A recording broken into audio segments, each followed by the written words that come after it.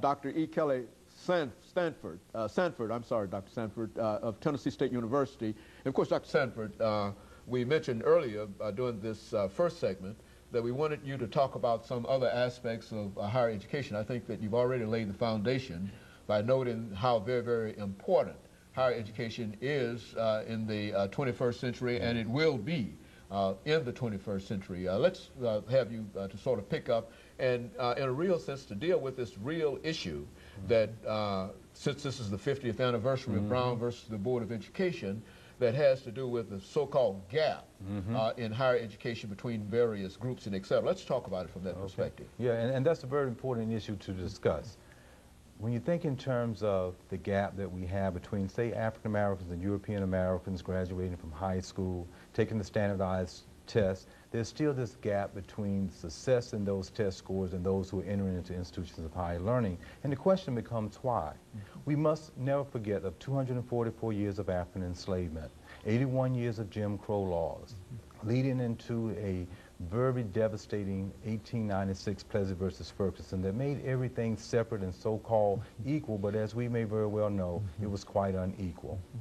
And as a result of that, that legacy of those hundreds of years of being enslaved, not allowing human beings to have the opportunity to have equal access to education, we're talking about the fundamentals, the alphabets of learning, of just reading. Literacy. And literacy. And then leading into a policy that was supported by our Supreme Court in 1896 that said that things still should be separate and of course they were unequal. That then led into years after that into 1954 with the Brown versus Board of Education. That was indeed the first time that school systems were supposed to have become desegregated. I myself, as you asked about my biography, was born 8 years after the Brown decision and went 7 to 8 years into a segregated school system myself in North Carolina. So when you think in terms of this gap, there has to be some idea, some notion, if you will, about that legacy that has persisted for such a long time and still continues today when you think in terms of discrimination and racism. So that causes this gap when we think about it in a real sense, and we have to give some very strong consideration to that as far as higher education is concerned.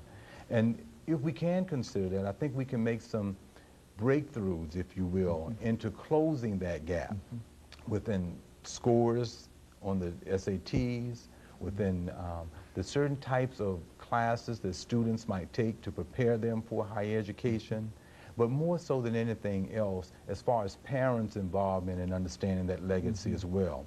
Dr. John Ogbu, a noted social psychologist, speaks in terms of how we need to be familiar with this phenomenon, particularly within the African American community, so that we can bridge that gap between that legacy of what has happened in the past and then try to bridge it into doing better in the 21st century. Dr. Sanford, you know that people have talked about this gap and they've talked about essentially this legacy that you're talking about. Now, there seems to be an impression among some people that it is wrong in a real sense to talk about this legacy because they believe that this, to speak of this legacy about the denial of opportunities and et cetera, by African Americans, that this seems to undermine any kind of integration between the races and et cetera. Speak to that issue dealing with education. Okay. Well, there are two pieces I would like to just cite. Dr. Gordon Allport in his classic piece in